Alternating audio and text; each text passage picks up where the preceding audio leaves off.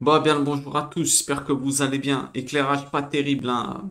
La fenêtre elle donne sur une cour et la cour, comme on est rentré on est le 21, je crois qu'on est donc en automne, le soleil il a changé de trajectoire et donc là, l'éclairage il est pas terrible.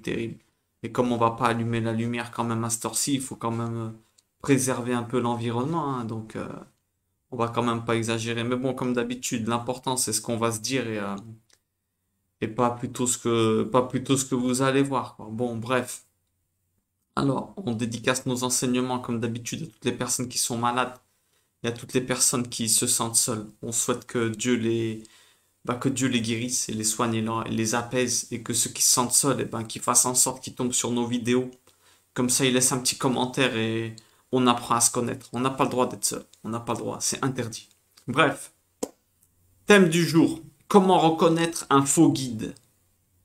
Comment reconnaître un faux guide? Faux guide, faux pasteur, faux mentor, mentor, ça ressemble à un menteur, mentor, faux maître, faux pasteur, faux guide spirituel, faux coach. On peut déjà donner plusieurs critères.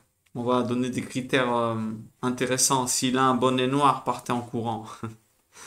Bon, plus sérieusement, j'ai, j'aime pas trop ce sujet. Pourquoi? Parce que j'aime pas parler des autres de cette manière. Mais je pense vraiment qu'il est nécessaire. Pourquoi? Eh ben parce qu'il y en a qui peuvent se faire, comment dire, malmener, vivre tout le contraire que de vivre en paix. Et, euh, et surtout vivre une vie qu'ils n'ont pas envie de mener en vrai. Ils n'ont pas envie de mener et surtout d'être mal guidés et d'être dégoûtés après de tout, de la vie. Un mauvais maître, quand je dis un mauvais maître, ça peut être un mauvais pasteur, un mauvais guide, qui que ce soit, hein. Un mauvais maître, il peut te pourrir ta vie d'une manière que t'as même plus envie de la vivre. T'as même plus envie de la vivre. T'as peur d'être seul, t'as peur qu'après tu te fais abandonner, tu culpabilises si tu l'écoutes pas, ça peut être terrible. Donc cette vidéo, je suis obligé de la faire. Je suis obligé de la faire. Donc je vérifie juste un petit truc là au niveau de la vidéo. Attendez, hop, en direct. Ok, impeccable. Donc je suis obligé de la faire cette vidéo, même si en vérité j'aime pas parler des autres comme ça, parce que en tant que enseignant, on va dire, on essaye d'enseigner des choses entre guillemets, hein, je me donne pas ce titre, mais j'ai beaucoup de travail à faire sur moi-même avant de me mettre à parler des autres. Mais là, c'est trop, c'est important parce qu'il y en a, ils se font mal orienter. Et comme d'habitude, nous, ce qu'on cherche de tout cœur, c'est la paix de tout le monde. Ok? Donc, je veux vraiment que tous ceux qui tombent sur cette vidéo, qu'ils écoutent, parce que comment reconnaître un faux guide? Il n'y a pas 36 solutions, c'est assez rapide à faire. Première chose, je vous dis une chose, euh, je suis obligé, donc il y a des critères qui ne trompent pas. Il y a des critères qui ne trompent pas au niveau de choisir un faux guide ou de savoir si la personne, c'est quelqu'un qui guide pas. Il y a des critères qui ne trompent pas, on va en donner quelques-uns et croyez-moi que vous n'allez pas vous planter et regrettez pas. Alors première chose, règle numéro un, s'il t'enlève ta liberté, s'il t'enlève une seule liberté au niveau de tes amitiés, de tes amis, vestimentaires, de tes loisirs, de ta manière de t'alimenter des aliments, quelle que soit la liberté qui t'enlève, etc., bien entendu, eh ben c'est mauvais signe. Pourquoi? Eh ben parce que Dieu lui-même ne s'est pas permis de t'enlever une seule liberté. Il te laisse même, vous imaginez ce qu'on est en train de dire. Dieu te laisse même être libre de ne pas croire en lui, de l'insulter, de le renier. Il t'arrivera rien. Enfin, il t'arrivera rien. Ça, après, on verra. Mais bon, il te laisse libre. Le libre arbitre, le libre choix de tout ça. Donc, tu tombes sur quelqu'un, un pasteur, un mentor, ou qui que ce soit, un maître qui t'enlève une seule liberté, dis-toi, c'est mauvais signe. Il fait quelque chose que Dieu lui-même s'est pas autorisé. Ensuite, il faut te dire une chose, s'il pense que tu as tort d'être dans un chemin où par exemple, tu manges un truc que tu devrais pas et tout, eh ben, il doit t'accompagner. Si tu es dans un chemin qui dévie, il doit t'accompagner, mais toujours en mode panneau d'indication. Il doit pas t'abandonner, tu vois. Et si tu l'écoutes pas, eh ben, je vais te dire une chose. Je vais te dire une chose. Si tu es obligé, ça faut que tu t'en rappelles. Demande-toi, est-ce que ça vaut le coup d'être aimé et d'être avec quelqu'un, d'être entouré de personnes que si tu ne corresponds pas à leurs critères et à leurs attentes, eh ben, ils veulent pas de toi. Est-ce que, et si leurs critères et leurs attentes, ils sont faux en vérité? Tu t'es posé la question? Si une personne, elle ne t'aime et elle veut être avec toi uniquement que si tu réponds à ses critères, moi je te dis franchement, pars en courant. Pars en courant. Parce que ces critères, ça se peut qu'ils sont faux. Tu vois? Un vrai maître, un vrai guide, jamais il t'abandonnera. Même s'il voit que tu fais des choses qui correspondent pas et qui sont pas bien, hein, qui correspondent pas à ce que lui, la vision que lui il a du bien, eh ben il t'aidera. Il te bannira pas, il sera toujours là. Même si tu fautes, il te dira t'inquiète, on combat à deux. Il utilisera le on, pas le tu. Tu vois ce que je veux te dire? Il te laissera pas. Il te laissera pas. Maintenant, critère, quand on dit la liberté, liberté d'expression, est-ce qu'il te laisse pas être d'accord avec lui? Est-ce que tu te sens mal et tu n'oses pas le contredire des fois? Est-ce que tu as peur de contredire? Pire, est-ce que si tu le contredis, il t'exclut de la communauté ou de son amitié? Ça, faut partir en courant, mon ami. Ça, faut partir en courant. Dès qu'il t'enlève la liberté de quoi que ce soit, c'est qu'il y a un souci. Même sur des petits détails, on a dit, même sur la nourriture, par exemple. Coupe, comment dire, coupe-moi vite ça, pars en courant. Ouais, il doit te laisser libre de tout et de même pas croire à ce qu'il est en train de te dire. Il te propose juste des pistes de réflexion, c'est tout. Il te laisse libre. Il te laisse même libre d'écouter d'autres maîtres et de faire ton chemin et de rechercher la vérité à ton niveau personnel. Il te laisse même libre d'aller voir d'autres maîtres, normalement. Si, maintenant, je vais te dire une chose, hein. Euh, si tu t'en vas et que ta relation, elle change avec lui et qu'il n'est pas là en cas de besoin, eh ben, pareil, laisse tomber. Laisse tomber. Laisse tomber. Normalement, lui, il veut ton bien avec lui ou sans lui dans ta vie. Et il te souhaite le bien tout le temps. Et la porte, elle est toujours ouverte. Ça, c'est un vrai maître. Ça, c'est un vrai guide, un vrai pasteur. Va, fais tes choses. Moi, je serai là, quoi qu'il arrive. Tu chutes, je t'aiderai à te relever. T'inquiète pas. Tu crois pas en ce que je te dis, c'est pas grave. Ça se peut que je me plante. Tu vois ce que je veux te dire? Il doit te laisser libre. Et ça, c'est important. Il faut que, comment te dire? Il faut d'ailleurs également un truc, là je fais une petite parenthèse, mais il faut qu'il te forme de manière, pas à ce que toi tu sois un élève dépendant de lui. C'est pas ça un vrai maître. Un vrai maître, il vise à ce que ses élèves ils soient meilleurs que lui un jour et que tu deviennes un maître un jour. Il doit viser que tu deviennes meilleur que lui. Et ouais, c'est ça un vrai maître. Combien de maîtres est-ce qu'il a formé? Tu te mets dans ta tête, tu te dis un vrai maître, c'est un formateur de maîtres. Combien de maîtres lui il a formé? Quand je dis un maître, c'est un enseignant, ne prenez pas peur. C'est un enseignant, vous avez compris. Toute personne qui peut vous enseigner quelque chose, un mentor, quelqu'un que vous prenez pour référence. Maintenant, deuxième critère, on a dit le premier, t'enlève une liberté, pars en courant, n'hésite pas, pars en courant. Il fait quelque chose que Dieu même s'est pas permis. Deuxième critère, s'il te dit que lui détient la vérité, oulala. S'il te dit que lui détient la vérité, par exemple, il a les vraies interprétations des écrits, moi je connais la vérité, nanana. Deuxième fois que tu dois partir en courant. Tu lui dis bonne nuit, même si c'est midi. Même si c'est midi, il te dit, il a la vérité, lui il sait il connaît les interprétations. Tu lui dis, je te souhaite bonne nuit. Pourquoi? Parce que même si c'est midi, il est en train de rêver. Pourquoi il est en train de rêver? Parce que la Bible, elle a des centaines d'interprétations différentes. Pourquoi? Parce que un mot en hébreu, il veut dire 50 trucs, beaucoup plus qu'en français. Un mot, il veut dire 50 trucs, des fois, il veut dire le contraire et tout. Donc, rien que pour traduire la Bible, c'est une mission quasiment impossible. Il faut faire des choix de traduction. Tu vois ce que je veux te dire? Donc, il faut te dire que le mot que lui choisit pour comprendre son interprétation, eh ben, c'est peut-être pas le bon. C'est peut-être une des options. C'est peut-être une des options, c'est possible d'ailleurs. Il y a plusieurs interprétations différentes. C'est une des interprétations, mais pas toutes. Tu vois ce que je veux te dire? Ça se peut que toi, la tienne, elle est vraie aussi. Donc c'est une prétention incroyable de dire qu'on détient la vraie interprétation. Oh, le Christ, il a fait ça, ça veut dire ça. Ouais, c'est une des interprétations, mon ami. Une des interprétations, pas toutes. Dieu, il te parle en fonction de ta mission et de ce que tu es en train de vivre dans le moment précis, de ton niveau de maturité. La preuve, lundi, tu vas lire un texte de la Bible. tu vas comprendre une chose. La semaine d'après, tu lis le même texte, tu dis, j'avais pas capté ça. Pourquoi? Eh ben parce que Dieu, il fait en sorte que tu comprennes en fonction de ce que tu as besoin.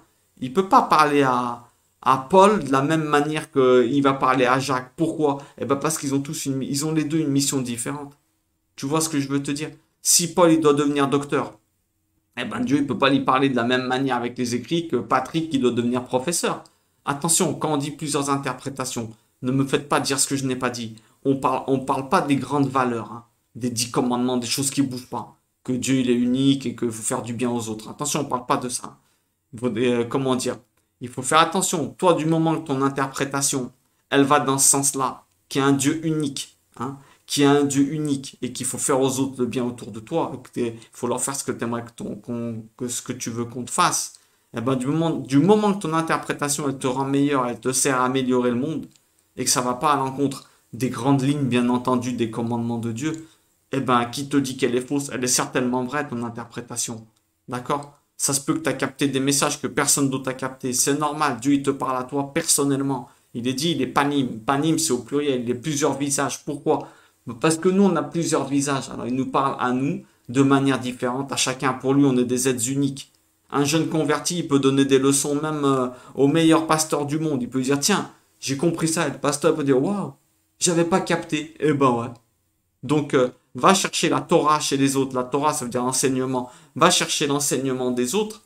Et là, tu as plusieurs pistes pour réfléchir. Mais ne dis pas que tu détiens la vérité, la vraie religion, la vraie... Arrête tes salades tout de suite. La seule vérité, moi je vais te la dire, c'est qu'il y a un Dieu unique et qu'il faut que tu aimes les autres comme toi-même et que tu contribues à rendre ce monde meilleur. Voilà la vérité. Le reste, eh ben, ça peut bouger. Des interprétations, il se peut que tu vas évoluer avec le temps et je te le souhaite d'évoluer avec le temps.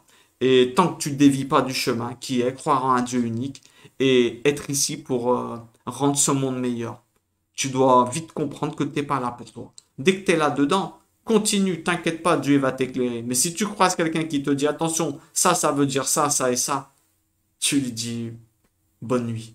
Bonne nuit, comme on a dit. Il doit te. Un vrai maître, un vrai mentor, il doit te dire j'ai juste des pistes. Je me trompe peut-être. C'est un proposeur professionnel. Quelqu'un qui propose. J'invente un mot. Un proposeur professionnel. Il te propose des pistes de réflexion. Et stop. Et il est là pour t'aider à faire la tienne. Des fois, bien entendu, il se peut que tu coïncides avec les mêmes idées que lui. Mais pas dans des trucs que tu sens pas, tu vois. Alors il te dit, voilà la vraie interprétation. Tu lui dis ciao ciao, bonne nuit. Parce que la tienne, c'est pas forcément la mienne. Ok? Est-ce que tu peux remarquer aussi, et tu dois te demander, est-ce que ton maître, il a des références? Est-ce qu'il a des maîtres au-dessus de lui? Est-ce qu'il a quelqu'un qui lui enseigne? Quand je dis des maîtres, c'est des enseignants, attention. Est-ce qu'il a quelqu'un qui lui enseigne? Est-ce que lui, c'est sa seule référence? Si c'est sa seule référence, pareil, pas en courant. Il faut toujours avoir des personnes capables de te remettre en question. Tout le temps. Et intéressant. Est-ce que quand il fait des erreurs, est-ce qu'il les reconnaît quand tu le contredis? Ou est-ce qu'il prend ça de manière non, non, j'ai la vérité, il te bloque ton épanouissement. Elle est là la question. Est-ce qu'il te laisse t'épanouir et développer tes idées propres, hein, avec ta propre réflexion? Bien entendu, tant que tu ne te tords pas d'un truc, on a dit, tant que tu restes dans les clous des grandes lignes, des enseignements de la Bible, hein, des écrits. Donc c'est important qu'il te laisse ta liberté. Très important. Alors on récapitule. Première règle. Si, première règle, il t'enlève une liberté, ciao. S'il te dit qu'il a la vérité, ciao. La vérité exclusive, tu lui dis ciao. Troisième règle, on en dit une troisième pour le plaisir. Il faut que tu te rendes compte. Est-ce qu'il a vraiment un bon cœur? Ça, c'est important. Alors ça, c'est important. Est-ce qu'il a vraiment un bon cœur? Qu'est-ce que ça veut dire? Est-ce que c'est un condamneur ou un critiqueur de la société? Et il commence à dire, les gens, quand tu entends trop le mot, les gens, c'est mauvais signe. Et moi-même, j'ai du boulot à faire là-dessus. Les gens, c'est un critiqueur de la société. Et le pire, il te dit, ils vont brûler en enfer. Pars en courant. Pars en courant. Qui c'est lui pour savoir? La personne, elle peut changer la dernière seconde de sa vie. Et ça se peut, il y a même des manières de... Et moi, je le crois, qu'il y a même des manières de rédemption après qu'on meurt. La vérité. Qu'est-ce qu'il connaît? Et je nous le souhaite, hein. Qu'est-ce qu'il connaît? Ils vont brûler en enfer. Qu'est-ce que tu nous racontes? Qu'est-ce que tu nous racontes? Est-ce qu'il parle tout le temps des gens, du monde, des autres religions en les taillant? Est-ce qu'il critique leurs croyances? Est-ce qu'il dit qu'il détient la vraie? S'il passe plus de temps à parler des gens, à parler de l'enfer et du diable que de Dieu et du paradis et des choses positives, pareil, pas en courant, n'hésite pas. C'est de la négativité et il te montre contre la société. Alors qu'en vérité, les gens, au lieu de tailler les gens et de dire les gens, la société et tout ça, eh ben observe, normalement il doit être dégoûté quand il parle de ça, il doit être déçu d'avoir de la peine, il doit les aimer, il doit se dire mais comment on peut faire pour qu'ils reviennent? Pas avec la haine. Et les gens, non, c'est waouh, venez, on prie pour eux. Venons, s'ils parlent avec la haine, pars en courant. C'est la phrase du jour, pars en courant. Tu parles pas des gens, comment te dire?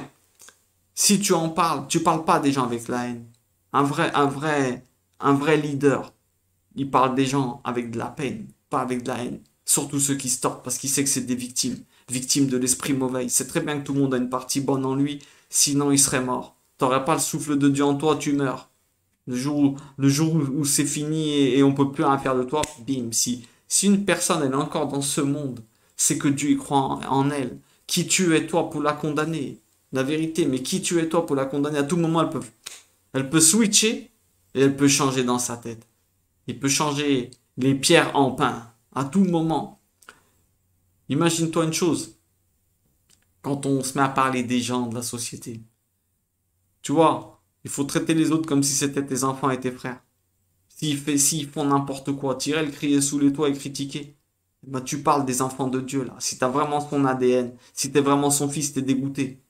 Pourquoi? Bah parce que tu te dis, je fais de la peine à mon papa quand je parle des gens et moi-même c'est mes frères.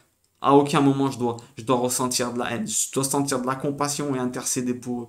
Donc quand ça commence, et les gens du monde, arrête, arrête, arrête, arrête. Il doit détester le mal. Un vrai leader, il doit détester le mal, mais jamais les gens. Il doit toujours juger en pensant que c'est des tordus, c'est juste des victimes qui n'ont pas eu assez de force intérieurement pour X raisons, pour lutter contre les mauvaises aspirations que les esprits mauvais ils leur mettent dans la tête. Pour X raisons, ils ont eu de la faiblesse. Et petit à petit, ils ont créé des caches, des caches, des caches. Et ça fait qu'ils perdent la sensibilité. C'est des victimes des mauvaises aspirations des esprits mauvais. Alors, en fait, à aucun moment tu dois les tailler. Tu dois condamner le péché, mais jamais le pécheur. Très connue cette phrase. Après, ben, observe son regard. Le regard, il en dit long. Quand tu as un vrai sage devant toi, le regard, il en dit long. Des fois, tu as des expressions faciales, des regards qui n'ont rien à faire dans sa tête, ou même un seul mot, une seule petite réaction, une petite parole. Eh ben, moi, je te dis une chose. Quand il se passe ça, là, quand tu vois un truc, oh, c'est incohérent, là, le regard qu'il a fait. Oh, comment ça se fait, il dit ça. Eh ben, dis-toi que c'est Dieu qui dénonce, parce que Dieu, il dénonce tout le temps. Dieu, il dénonce tout le temps. Alors, dans ce cas-là, tu te dis, oh, il n'est pas si parfait qu'il en a l'air. Ou alors, si tu as des doutes, tu lui demandes, pourquoi tu fais ça? Pourquoi tu regardes comme ça? Pourquoi tu as dit ça? Parce que ça se peut aussi que c'est l'esprit mauvais qui veut t'éloigner de lui.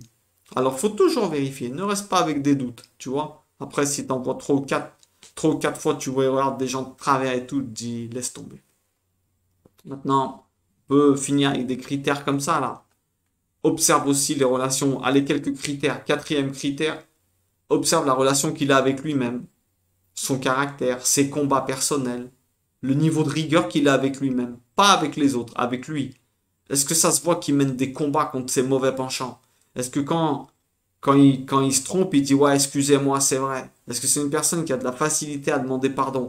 Ça, c'est super important. Est-ce qu'il a la facilité à demander pardon? Attendez, juste je fais un petit truc. Ok. Excusez-moi. Donc, il faut te dire ça aussi. Après, très important, sa relation avec l'argent. Quelle relation il a avec l'argent? Est-ce qu'il est prêt à tout te donner gratuit? T'as rien, vas-y, je te donne. Ça, c'est un vrai de vrai. Ça, c'est un vrai de vrai. On parle pas de subsistance, mais on parle de quelqu'un qui... Mais que... Quelqu'un qui a une pince ou un gratteur, ça se sent tout de suite. Ça se sent tout de suite. On parle pas de la subsistance, tu vois, c'est normal, tu sais. Tu sais, il accepte des fois des dons, des trucs comme ça, on est d'accord, il doit. C'est normal. Mais on parle d'une pince. Quelqu'un qui... Un radin, ça se voit tout de suite, ou quelqu'un qui cherche ça. Écoute ton intuition, Dieu il dénonce tout le temps. Il faut voir aussi, est-ce que lui, il donne aux pauvres? Est-ce qu'il donne des sous aux pauvres avec ce qu'il reçoit? Tu vois, est-ce qu'il donne aussi? Moi, personnellement, je pense qu'il faut donner un dixième de nos revenus pour des bonnes causes, les pauvres, pour des maîtres, pour des gens comme ça, pour qu'ils continuent. Alors, est-ce que lui, il pratique ça? Après, chacun son point de vue, mais bon, bref. Je dis pas qu'on est obligé, je dis chacun selon sa conscience et sa science. Moi, ma conscience, elle me dit, donne les 10% de ce que tu reçois. Après, tout le temps, tu as vu quelqu'un, il te donne, tu donnes 10%. Bref, ça, on peut en parler peut-être en commentaire si vous voulez. Donc, c'est important que vous regardez sa relation avec lui-même, comment il est, bah, par exemple, sa manière de se détendre. Comment il est quand il se détend, c'est quoi ses loisirs? Est-ce qu'il boit de l'alcool? Est-ce qu'il fait des trucs comme ça? Observe-le, tu vois tout de suite un bon critère. Est-ce que un vrai maître, ça se sent? Il a de la sagesse, calme, la paix. Il passe pas en voiture en train d'écouter de la musique fort ou même, tu sais, il y en a qui écoutent même pas de musique, tu sais, ça c'est des niveaux comme ça qu'il faut que tu observes. Comment il se comporte avec les femmes, ça c'est important. Parce que les hommes, on a tendance des fois à perdre la tête et à faire les coqs avec les femmes. Est-ce qu'il est différent quand il y a des femmes ou est-ce que normalement il est mal à l'aise quand il y a des femmes, tu vois, tu sais, il les regarde pas trop, tu vois ce que je veux te dire? Aucun contact physique, il a de la pudeur. Il hésite même, peut-être même à leur faire des, quand il voit qu'elles sont habillées un peu trop courtes, il n'hésite pas à leur faire des remarques, mais de manière cachée. Tu vois ce que je veux te dire? Ça, c'est un critère important. Comment il est quand il s'énerve? Ah ouais, est-ce qu'il est rancunier? Tu vois ce que je veux te dire? Alors pour terminer rapidement, pour vous protéger en vérité, qu'est-ce qu'il faut faire? Hein. Bah, c'est comme la technique pour connaître des faux billets. Les mecs, pour bien connaître les faux billets, qu'est-ce qu'ils font? Eh ben, ils prennent les vrais et ils les décortiquent. Ils décortiquent les vrais billets et dès qu'ils les connaissent bien, ils voient un autre qui arrive. Non, il a rien à voir. Eh ben, toi, c'est pareil. Le mot qui est au milieu de la Bible, la Torah, c'est le mot darosh. Qu'est-ce que ça veut dire darosh? C'est le mot qui est au milieu, qui veut dire pose-toi des questions. Mets des lunettes et filtre tout ce que tu regardes. Filtre tous ces maîtres qu'il y a sur Internet, sur YouTube, toutes ces vidéos. Tu regardes, tu prends ce qu'il y a à prendre, mais tu mets le filtre. Tu mets le filtre, t'es pas obligé d'être d'accord avec tout. Et tu n'iras pas brûler en enfer si t'es pas d'accord avec quelqu'un. Et toutes les infos que tu reçois avant d'adhérer, mâche avant d'avaler. Filtre, daroche, la Torah, elle te dit, pose-toi des questions, ok? Recherche et demande à Dieu qui t'éclaire, sans stress. Tu as des vidéos, tiens, lui il dit ça, lui il dit ça. Parce qu'il faut faire attention, de nos jours on a tendance à plus regarder des vidéos que de lire la parole. Alors que Dieu il nous parle certainement beaucoup plus, même pas, même sûr, il te parle plus dans la lecture personnelle. Mais bon, après c'est vrai que, bon, avec les moyens qu'on a maintenant, mais comme d'habitude, fais attention aux faux maîtres, les condamneurs, tu vas brûler si tu fais pas ça. Pars en courant, ils t'enlèvent ta liberté, ça c'est interdit. Ah bon, je vais aller vérifier. Eh ouais, je vais vérifier ce qu'on me dit. Je suis pas là à avaler comme un bête parce que ça se peut que, eh ben, que lui, ce qu'il est en train de dire, c'est un truc bien pour lui, mais peut-être pas pour moi. Vous voyez ce que je veux dire? Chacun a son chemin. Je parle pas des grandes lignes, bien entendu, que Dieu il est unique, on parle pas de ça et qu'il faut faire le bien aux gens autour de nous. C'est interdit de croire dans la Torah, écoutez bien. Quand je dis la Torah, c'est la Bible, l'enseignement. Quand c'est interdit de croire si t'as pas de témoins. C'est interdit de croire quelque chose que tu entends si t'as pas de témoins. On a du boulot hein, quand on regarde les médias, quand on entend les trucs dehors. Hein. Donc qu'est-ce que ça signifie? Quand un maître il te dit quelque chose, eh ben le deuxième témoin que ça soit les écrits, va vérifier dans les écrits. C'est le meilleur moyen. Comme je disais, tu veux reconnaître les faux billets, tu veux reconnaître les faux maîtres, écoute bien, eh ben va lire les écrits. Comme ça, tu reconnais la vérité, la vraie parole. Et on ne pourra pas t'arnaquer. Ceux qui se font avoir, c'est ceux qui justement, ou c'est des personnes qui sont faibles, Dieu nous en préserve, qui leur donne de la force. Ou alors c'est parce qu'on n'a pas assez lu. Voilà ce qui se passe quand on se fait avoir. Ou on n'a pas assez lu, on ne connaît pas assez bien la parole. Ou on l'a pas assez étudié, on n'a pas dit tiens, on réfléchit dessus. Non, ça veut dire ça. On a réfléchi une interprétation. Ou alors on se fait berner. Ou alors on est en manque d'amitié. On se sent seul. On se dit tiens, si j'ai pas un groupe communautaire, je vais être mal. C'est faux. C'est des salades tout ça. Tu vas être pire encore avec des gens avec lesquels tu ne corresponds pas. Tu vas être beaucoup pire. Maintenant, je te dis, la seule solution, c'est de bien maîtriser les écrits, sinon t'es mort. On peut te faire croire n'importe quoi. Maîtrise bien les écrits, sinon t'es mort. On peut te faire croire n'importe quoi. en sortant un verset à droite, à gauche, sorti du contexte historique, sorti du contexte culturel. Et on peut te faire croire que, waouh, on peut te faire croire qu'il faut couper ton œil ou ta main si tu fais une bêtise avec. La vérité, faites bien attention, faites bien attention. Protégez-vous, mettez des filtres et surtout, n'hésitez pas à partir en courant face à une personne qui vous enferme à quelque niveau que ce soit, quelques croyances. Toi, t'as pas le droit de lui dire ça, t'as pas de... Tu dis, allez, tu dis, mais qu'est-ce que tu me racontes? Il se... Faites bien attention, une personne qui s'autorise des choses que Dieu lui-même ne s'est pas autorisé avec vous, parce qu'il vous a même laissé le choix de le renier, une personne qui vous enferme, qui vous enlève votre paix, votre joie de vivre et votre confiance en vous, partez en courant. Une personne qui vous dit j'ai la vérité, partez en courant. Une personne qui essaie de vous imposer des choses et qui n'arrive pas en mode moi je te propose, tu fais ce que tu veux, pars en courant. N'aie pas peur de rester seul. N'accepte pas l'inacceptable parce que tu es un enfant de Dieu. T'es pas un esclave ou un... T'as rien à voir avec ça. T'es pas l'esclave de Dieu, tu dois être l'esclave de personne. Je sais pas si tu comprends. Même psychologiquement et mentalement et au niveau de tes réflexions. Réflexivement, tu es l'esclave de personne. Je te promets, n'aie pas peur d'abandonner ce genre de personnes. Dieu il t'enverra d'autres personnes. Il va t'en envoyer d'autres qui te correspondront. Dieu il te fait des signes. Écoute ton intuition. Dieu il dénonce toujours à travers ce canal. Écoute ton intuition. Des fois, tu vas te dire ça. Tu auras une sensation, tu vas te dire, tiens, au fond de moi, ça cloche, ça va pas. Je corresponds pas à ces genres de personnes, à ces choses et tout. Je les critique pas parce que ça se peut que eux, c'est leur chemin, mais peut-être pas le tien. Tu vois ce que je veux te dire? Cette sensation, c'est justement la voix de Dieu qui te parle à l'intérieur de toi.